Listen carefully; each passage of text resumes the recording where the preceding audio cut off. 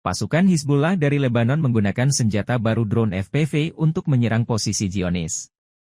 Dalam operasinya itu, drone FPV Hizbullah sukses meledakkan drone dom yang digunakan Zionis untuk mendeteksi, melacak dan menetralisir drone musuh.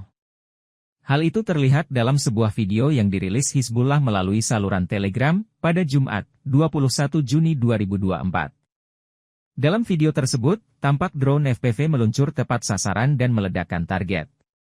Drone dom milik Zionis pun tampak meledak hingga kepingan-kepingan peralatan vital itu beterbangan. Kepulan asap pun tampak membumbung tinggi seiring dengan ledakan tersebut.